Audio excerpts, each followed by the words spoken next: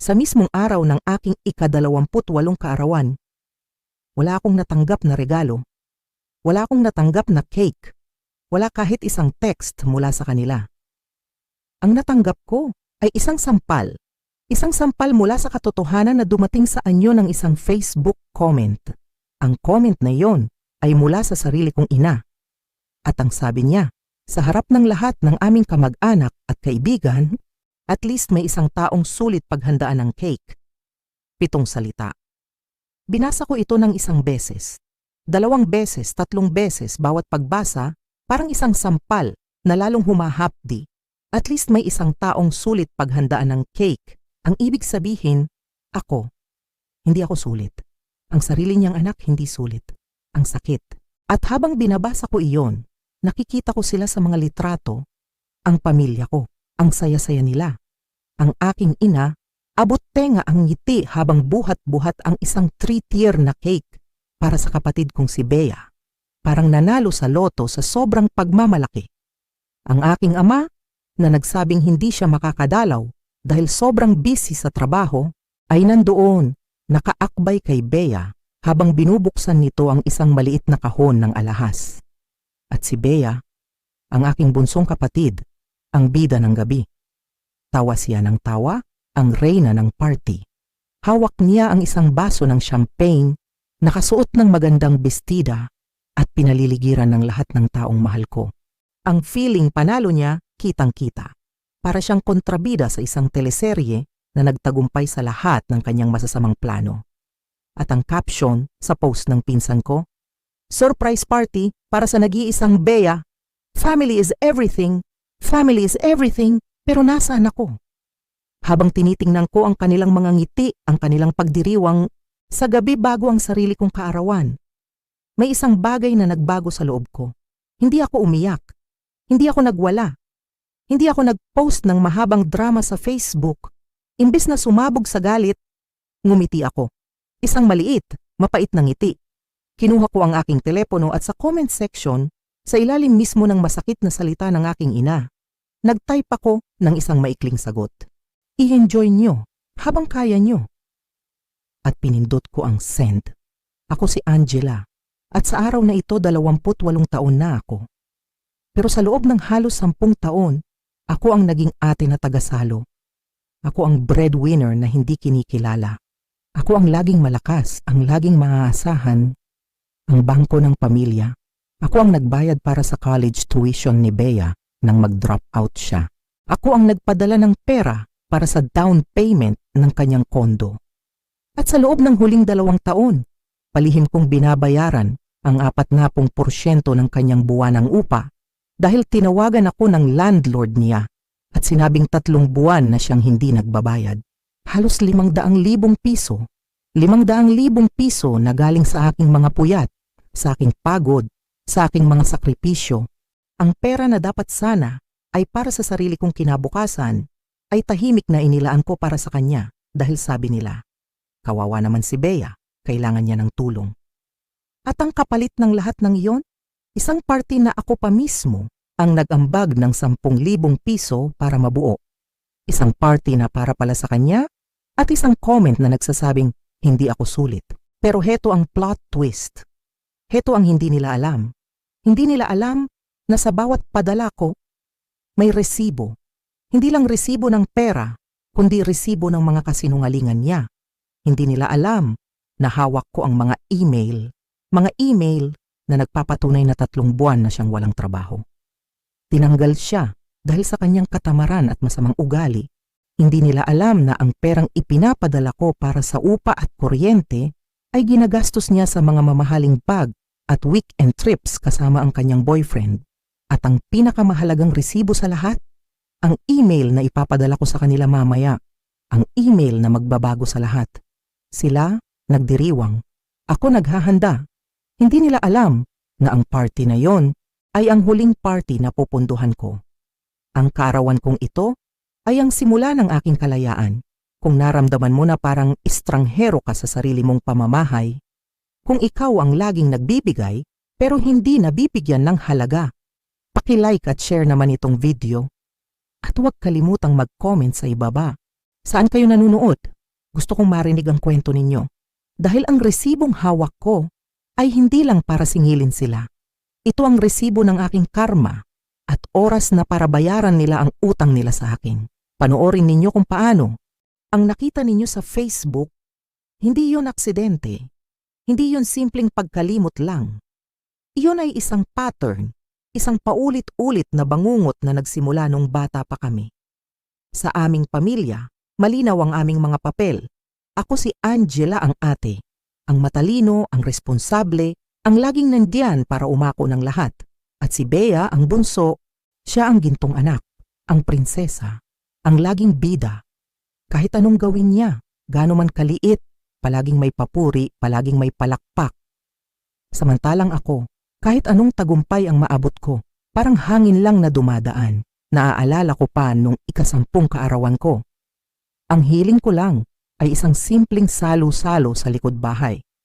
Konting spaghetti, fried chicken, at mga kaibigan.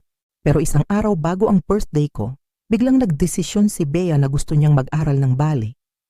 Sa isang iglap, ang perang nakalaan para sa kaarawan ko ay naging pang-enroll na niya. Ang sabi ni Mama, sa susunod na linggo na lang natin i-celebrate, anak. Pero ang susunod na linggong iyon ay hindi na dumating. Ganyan sila, ganyan palagi. Nang maghiwalay ang aming mga magulang, 12 taon ako at 9 na taon naman si Bea. Doon lalong naging malinaw ang aming mga papel. Ako ang naiwan para pulutin ang mga basag na piraso. Ako ang nag-aasikaso sa bahay, sa pag-aaral ni Bea, habang si Mama ay lumulubog sa kalungkutan. Si Bea naman nagrebelde. Pero imbes na disiplinahin, dinadaan siya ni Mama sa regalo at pag-unawa. Ang laging katwiran niya, sensitibo kasi ang kapatid mo, ikaw ate ka, malakas ka, kaya mo iyan. Ang pagiging malakas ko ang naging sumpa sa akin. Dahil malakas ako, hindi ko na kailangan ng suporta, hindi ko na kailangan ng pag-aalaga, ako na ang bahala sa sarili ko. Kahit nung araw ng parangal sa akin sa high school, walang isa man sa kanila ang dumating. Bakit? Dahil may soccer game si Bea. Isang laro na natalo pa sila. Pero pag uwi nila, may dala silang ice cream para i-celebrate ang nag-iisang goal ni Bea. Ako? Isang tawag lang sa telepono mula kay Papa ang natanggap ko. At sinabi niya, proud din kami sa iyo, anak. Pero alam mo naman, mas kailangan ni Bea ng encouragement. Palaging si Bea, palagi na lang. Nang makatapos ako ng kolehiyo at magsimulang magtrabaho sa Makati, akala ko iyon na ang simula ng aking kalayaan. Akala ko, sa wakas makakatayo na ako sa sarili kong mga paa, malayo sa anino ni Bea. Pero muli, nagkamali ako. Isang tawag lang mula sa kanya ang nagpabago sa lahat. Kailangan niya raw ng pera para sa deposito ng kanyang apartment. Promise, ate, babayaran kita kapag nakahanap na ako ng passion ko, sabi niya. Sa kabila ng aking pag-aalinlangan, nagpadala ako. Tumawag si Mama para magpasalamat at ang sabi niya, buti naman at natuto ka ng tumulong sa kapatid mo. Ang hindi nila alam, hindi doon natapos ang tulong ko. Iyon ay simula pa lang. Sa loob ng 2 taon, naging lihim akong bangko ni Bea. Hindi dahil hinihingi niya, kundi dahil ang landlord na niya mismo, si Mang Santos, ang tumatawag sa akin. 3 buwan na raw hindi nagbabayad si Bea, kaya para hindi siya mapalayas, ako na ang gumawa ng paraan. Nag-set up ako ng automatic transfer, buwan-buwan diretso sa account ng may-ari ng apartment, 10,000 piso. Hindi niya alam. Hindi alam ng pamilya ko. Pero sa mga family gathering, ang lakas ng loob niyang magreklamo na kapos siya sa pera, habang ako, tahimik lang na nakikinig. Ang pinakamasakit, nung Pasko, nagyabang pa siya na na-promote raw siya sa trabaho. Lahat sila, tuwang-tuwa. Pero narinig ko mismo ang usapan nila ni Mama. Matagal na pala siyang tinanggal. Hindi lang niya sinabi para hindi masira ang Pasko. At ako? Tuloy pa rin ang padala. 1 buwan bago ang kaarawan ko tumawag si Papa. May espesyal na sorpresa, raw silang inihahanda para sa pamilya at kailangan ng kontribusyon. Nagpadala ako ng 10,000 piso, buong akala ko para sa ika-6 na kaarawan ni Mama. Iyon pala. Ang perang pinaghirapan ko, ang perang galing sa sarili kong bulsa, ay ginamit nila para sa isang grandiosong party para kay Bea. Ang sorpresa ay isa na namang sampal sa akin. At sa kabuuan, umabot na sa halos 500,000 piso ang naibigay ko sa kanya. 500,000, isang halaga na sana ay naging puhunan ko na para sa sarili kong pangarap. Ang sakit ng katotohanan ay parang lason na dahan-dahang kumakalat sa buong sistema ko habang tinititigan ko ang bawat litrato sa Facebook. Hindi lang ito basta party. Ito ay isang deklarasyon, isang patunay kung sino ang tunay na mahalaga sa kanila. Ang cake, galing sa mamahaling bakery na laging sinasabi ni Mama na hindi namin kayang bilhin. Ang mga alahas na regalo ni Papa, galing sa tindahan na dinadaan-daanan ko lang. At ang pinakamasakit sa lahat, sa isang sulok ng isang litrato nakita ko ito. Isang gift bag mula sa isang tech store. At sa loob, sumisilip ang sulok ng isang kahon ng laptop, ang eksaktong modelo na matagal ko nang pinag-iipunan. Ang laptop na kailangan ko para sa trabaho, na ilang buwan kong pinag-aralan at hinintay na mag-sale. Para sa kanya. Ang lahat ay para sa kanya. Ibinaba ko ang pagkain ko, biglang nawala ng gana. Ito ay sinadya, planado. Hindi ito pagkalimot lang. At habang iniisip ko iyon, doon ko nakita ang mga komento. Ang komento ng aking ina na at least may isang taong sulit paghandaan. Ang mga tawa ng aking mga tiyuhin at ang huling pako sa aking kabaong. Ang reply mismo ni Bea sa aking simpleng ang ganda ng cake. Ang sabi niya, "Sorry ate, mas mahal ako ni Mama, lol. Baka sa susunod na taon, mayroon ka ng isang bagay na sulit i-celebrate, lol." Isang biro. Para sa kanya, lahat ay isang biro. Ang mga taon ng aking sakripisyo, ang perang ibinigay ko, ang pagiging invisible ko, lahat ay isang katatawanan lang. Ang kaswal na kalupitan sa kanyang mga salita, ang tuluyang sumira sa akin. Ang implikasyon na wala akong kwenta, na wala akong narating sa buhay, kahit na ang totoo, ako ang bumubuhay sa kanya. Doon, sa gitna ng aking kalungkutan, isang bagay ang nag-apoy sa loob ko. Galit, isang galit na matagal kong itinago. Ito na ang huling patak. Ang huling pagkakataon na papayag akong maging anino, tapos na. Pagkatapos ng iyak na parang walang katapusan, isang kakaibang kapayapaan ang bumalot sa akin. Para akong isang pasyenteng nilagnat ng matagal, at sa wakas, bumaba na ang temperatura. Malinaw na ang lahat. Sa kalinawan na iyon, mayroong determinasyon. Kinuha ko ang aking laptop at binuksan ang isang spreadsheet na matagal ko nang itinatago. Ang resibo, iyon ang tawag ko rito. Nandoon lahat. Bawat transfer sa landlord ni Bea, bawat bayad sa kuryente, bawat emergency na hindi naman pala totoo. Nakita ko ang kabuuang halaga. Halos 500,000 piso. Ang perang sana ay pambayad ko na sa aking mga utang. Ang perang sana ay pang down payment ko na sa sarili kong kondo. Ang perang nawala sa isang itim na butas ng kasinungalingan at pagiging irresponsable ni Bea. Pagkatapos binuksan ko ang aking email. Doon nakatago ang mga mensahe niya. "Ate, tulong naman please. Promise, babayaran kita." At nandoon din ang mga email na hindi niya alam na nakikita ko. Ang mga email mula sa dati niyang trabaho, mga babala, mga reklamo. At ang pinakahuli, ang termination notice. 3 buwan na. 3 buwan na siyang nagsisinungaling sa aming lahat. Sa sandaling iyon, gumawa ako ng 3 desisyon na magbabago sa takbo ng buhay ko. Una, nag-login ako sa aking online banking. Isang click lang, kinansela ko na ang automatic transfer para sa upa ni Bea. Tapos na. Pangalawa, nagsulat ako ng isang maikli at professional na email kay Mang Santos, ang kanyang landlord. Ipinaalam ko sa kanya na simula sa araw na iyon, hindi na ako mananagot sa anumang bayarin ni Bea. At ang pangatlo, ang pinakamahirap sa lahat. Tinipon ko ang lahat ng ebidensya, ang mga bank statement, ang mga email, ang mga screenshot. Inilagay ko lahat sa isang dokumento at nagsulat ako ng isang huling email para sa kanila. Para kay Mama, kay Papa, at kay Bea. Isang email na nagsasabi ng katotohanan. Isang email na nagtatapos sa lahat ng aking suporta. Nanginig ang daliri ko sa ibabaw ng send button.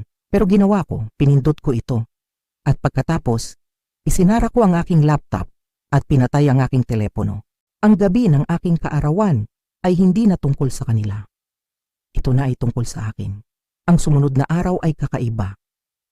Pumasok ako sa trabaho na parang wala akong dinadalang problema. Sa unang pagkakataon sa loob ng maraming taon, ang isip ko ay nakatuon lang sa aking ginagawa.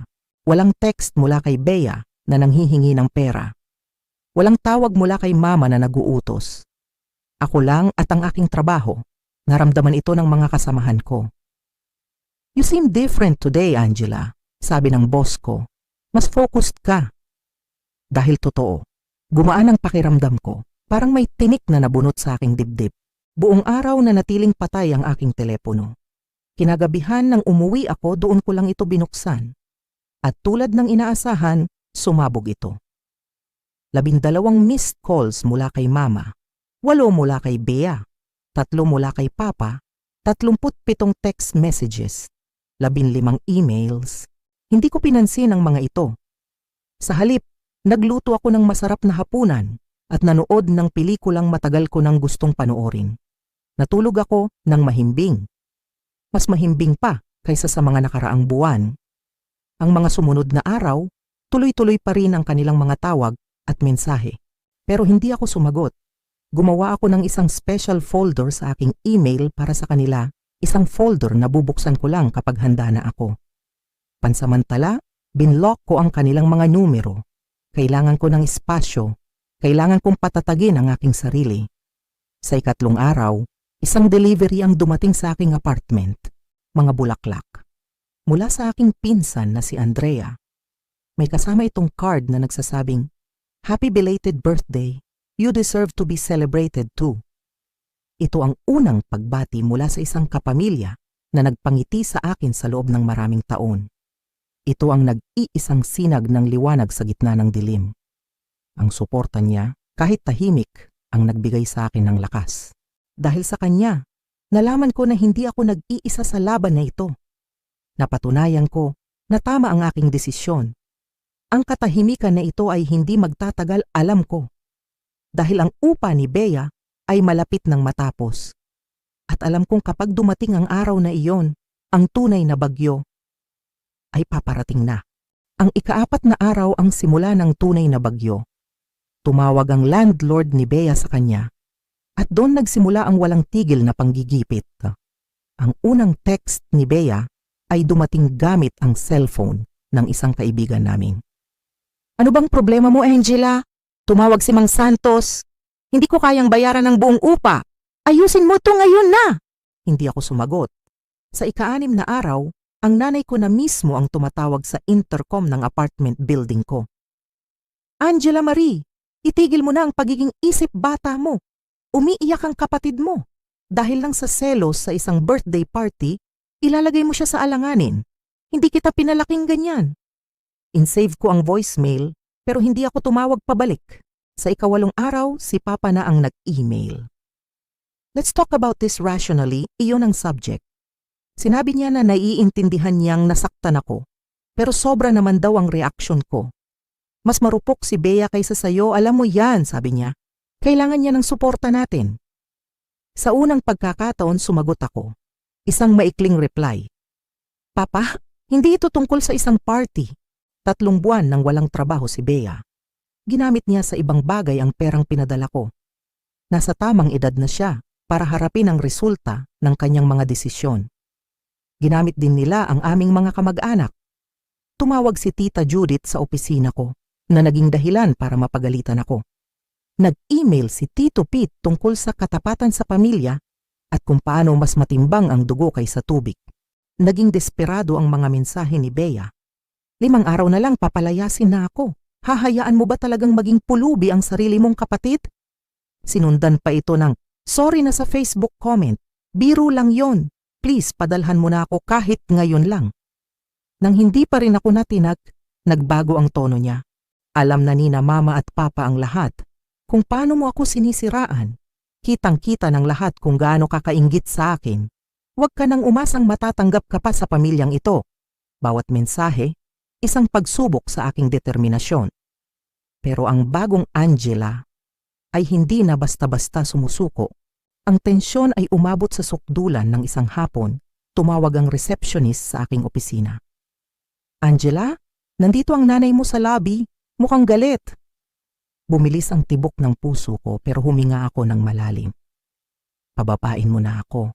Sa lobby, naglalakad-lakad ang aking ina, namumula ang mukha sa galit. Nang makita niya ako, itinuro niya ako. Ikaw, ang kapal ng mukha mong ipahiya ang pamilya natin ng ganito. Lumabas kami ng gusali.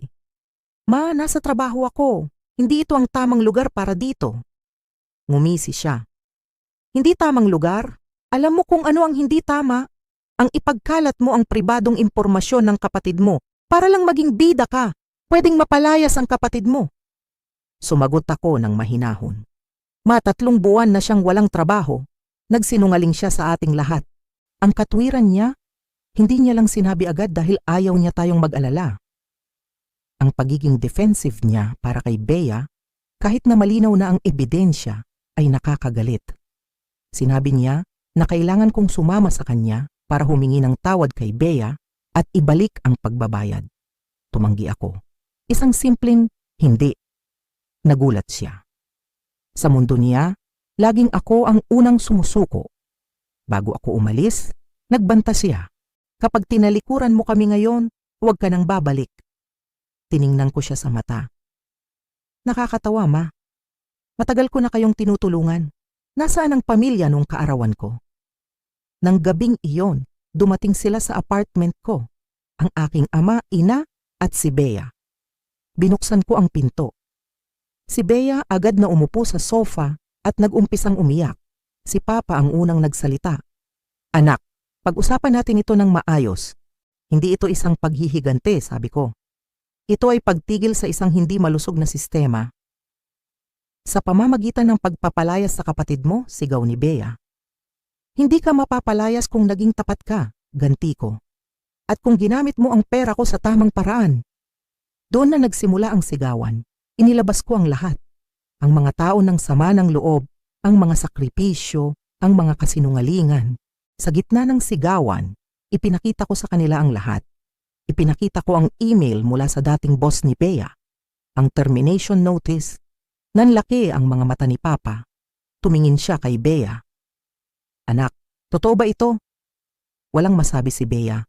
Si Mama ang sumagot para sa kanya. Tumigil ka na sa pag-atake sa kapatid mo, Angela. Ito ang problema sa'yo. Palagi kang naiinggit. Doon, sumabog na ako. Inggit? Ako? Ako ang nagbabayad ng upa niya sa loob ng 2 taon. Ako ang sumasalo sa lahat ng problema niya. Ako ang nag-ambag sa party na iyang gamit ang sarili kong pera at sa kaarawan ko pa mismo natahimik sila. Nakalimutan namin, mahinang sabi ni Papa. Nakalimutan ninyo ang kaarawan ng sarili ninyong anak?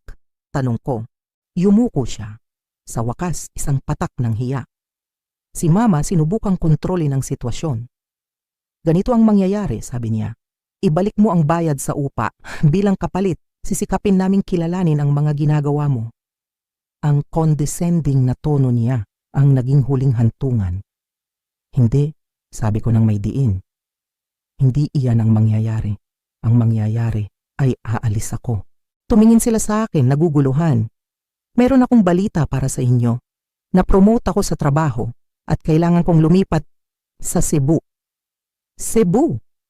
Ang salitang iyon ay parang bombang sumabog sa gitna ng aking sala. Hindi ka pwedeng umalis, sabi ni Mama. Sino ang tutulong dito? Iyan mismo ang punto, Ma, sagot ko. Hindi ninyo ako nakita bilang anak o kapatid. Nakita ninyo ako bilang isang resource, isang safety net, isang bangko. Ngayon, ang safety net na ito ay aalis na. Iiwanan mo talaga kami? Umiiyak na tanong ni Bea. Ngumiti ako. Ano ba ang nagawa ninyo para sa akin, Bea? Sabihin mo. Natahimik siya. Doon sa unang pagkakataon, nakita ko ang takot sa kanyang mga mata. Totoong takot. Si Papa bago umalis ay nagsalita ng mahina. Hindi ko alam ang lahat ng ginagawa mo para sa kanya. Hindi ako naging mabuting ama sa'yo, di ba? Sa simpleng pag-amin na yon, biglang tumulo ang luha ko. Hindi po, sabi ko. Hindi po kayo naging mabuting ama. Nag-iwan siya ng isang huling tanong. Kailan ka aalis? Sa loob ng 3 linggo, sagot ko. At nag-alok siya. Pwede ba tayong mag-lunch bago ka umalis? Tayong 2 lang. Hindi ako umoo, pero hindi rin ako humindi. 6 na buwan. 6 na buwan na ang nakalipas mula noong gabing iyon. Ang gabing sinabi ko sa kanila ang salitang hindi sa unang pagkakataon. Ngayon, nakatayo ako sa harap ng bintana ng aking apartment dito sa Cebu. Ang tanawin ng syudad, ang mga ilaw na kumikinang sa dilim. Parang isang panaginip na sa wakas ay naging totoo. Isang paalala kung gaano nakalayo ang narating ko. Hindi naging madali ang mga unang linggo pagkatapos ng aming paghaharap. Ang telepono ko halos sumabog sa dami ng mga mensahe. May mga nagmamakaawa, may mga nagbabanta. Sinubukan ni Mama na impluwensyahan ang aming mga kamag-anak. Ipininta niya ako bilang isang kontrabida, isang masamang ate na walang puso, isang anak na walang utang na loob na tinalikuran ng sariling kapatid sa oras ng pangangailangan. May ilan na naniwala sa kanya. Ang kanilang mga mensahe puno ng panghuhusga. Pero mayroon din namang nag-reach out ng palihim. Mga pinsan, mga tiyahin, sinabi nila na naiintindihan nila ako. Ang iba, hinangaan pa raw ang aking desisyon na wakasan na ang paikot-ikot na drama sa aming pamilya.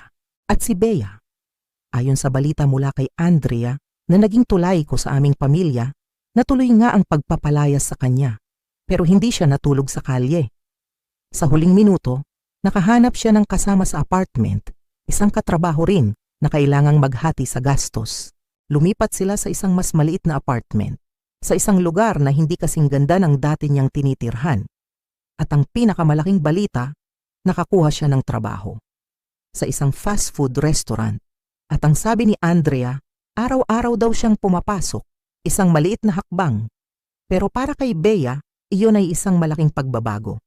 Si Mama, malamig pa rin ang pakikitungo sa akin. Ang aming komunikasyon, limitado na lang sa mga maiikling text tuwing may espesyal na okasyon. Hindi pa siya bumibisita sa Cebu kahit na inimbita ko siya noong Pasko. Masyado akong abala sa pag-aasikaso sa mga kapamilya nating may pakialam pa. Iyon ang mataray niyang sagot. Pero si Papa ang nagbago. Natuloy ang lunch namin bago ako umalis. Isang awkward pero tapat na pag-uusap. Doon niya inamin ang mga taon ng kanyang pagkukulang. Mas maingay kasi siya sa kanyang mga pangangailangan, paliwanag niya, na tumutukoy kay Bea. At ikaw naman, parang kaya mo na ang lahat. Inakala naming lahat na okay ka lang. Hindi iyon isang buong paghingi ng tawad, pero sapat na yon, isang simula. 2 beses na siyang bumisita dito sa Cebu. At sa bawat pagbisita niya, mas nakikita kong sinisikap niyang kilalanin ang babaeng nasa harapan niya ngayon. Hindi lang ang anak na matagal niyang kinalimutan. Ang buhay ko dito sa Cebu ay payapa. Ang promosyon ko ay nagdala ng mga bagong hamon na nagpapasigla sa akin. Nakahanap ako ng mga bagong kaibigan. Nakilala ako bilang si Angela, hindi bilang ang ate ni Bea. At sa wakas nagkaroon na ako ng lakas ng loob na magpatingin sa isang therapist. Tinutulungan niya akong iproseso ang mga sugat ng nakaraan. Sabi niya, ang ginawa mo ay hindi lang pagtayo para sa sarili mo. Tinanggihan mo ring maging kasangkapan sa isang sistema na nakakasama sa inyong lahat, kasama na si Bea. Ang mga salitang iyon, ang nagpagaan sa bigat ng konsensya na minsan ay bumabalik pa rin. Hindi ko sinira ang buhay ni Bea. Binigyan ko siya ng pagkakataon na buuin ang sarili niyang buhay. Habang nag-iisip ako, biglang tumunog ang aking doorbell. Si Andrea, dumating para sa kanyang weekend visit. Naging mas malapit kami sa isa't isa mula nang mangyari ang lahat. Sa kanya ko nahanap ang kapatid na matagal kong hinahanap. Grabe pa rin ang view dito, sabi niya habang tumatabi sa akin sa bintana. Maya-maya, tinanong niya, may balita ka ba sa kanila? Tumawag si Papa kahapon, sagot ko. Baka raw dito siya magpasko. Kay Bea? Nag-aalangan niyang tanong. Huminto ako sandali. Actually, nag-email siya sa akin noong 1 linggo. Ang unang direktang komunikasyon namin sa loob ng 6 na buwan. Tinaas niya ang kanyang kilay. At iba na, sabi ko. Walang panunumbat, walang hinihingi. Ikinuwento niya na 4 na buwan na siyang regular sa kanyang trabaho at kumukuha raw siya ng isang online course sa bookkeeping. Wow, nagiging tunay na adult na, biro ni Andrea. Ngumiti ako. Oo nga eh, at sinabi rin daw niya na pinag-iisipan niya ang usapan namin noong gabing iyon kung paano niya inabuso ang tulong ko sa loob ng maraming taon. Hindi pa ito isang buong paghingi ng tawad, pero dugtong ni Andrea, progress na yan. Progress, inulit ko. Nang gabing iyon, pagkatapos naming maghapunan, umupo ako para sagutin ang email ni Bea. Isinulat ko, Bea, salamat sa email mo. Masaya akong marinig na maayos na ang trabaho mo at nag-aaral ka pa. Hindi na natin mababago ang nakaraan, pero bukas ako sa pagbuo ng isang mas malusog na relasyon. Isang relasyon na nakabase sa respeto, hindi sa dependency. Ingat ka, Angela. Maikli. Malinaw. May hangganan, pero may bukas na pinto. Iyon ang tamang gawin. Nang pindutin ko ang send, doon ko napagtanto kung gaano na ako nagbago. Ang dating Angela, siguradong tatalon sa tuwa. Susunggaban ng anumang pagkakataon para magkaayos. Ang bagong Angela, alam na ang tunay na pagbabago ay nangangailangan ng panahon at patuloy na pagpapatunay. Ang pagmamahal na walang respeto ay hindi tunay na pagmamahal. At minsan, ang pinakamabuting tulong na maibibigay mo sa isang tao ay ang hayaan silang harapin ang bunga ng kanilang mga desisyon. Malapit na ang aking ika-29 na kaarawan. At sa unang pagkakataon, ako mismo ang nagpaplano ng sarili kong selebrasyon. Napapaligiran ng mga taong nakikita ako at pinapahalagahan ako. Ang paglalakbay na ito ay masakit pero kailangan. Dahil sa pag-alis sa nakasanayan, natuklasan ko ang aking tunay na halaga. At iyon ay higit pa sa sapat na dahilan para magdiwang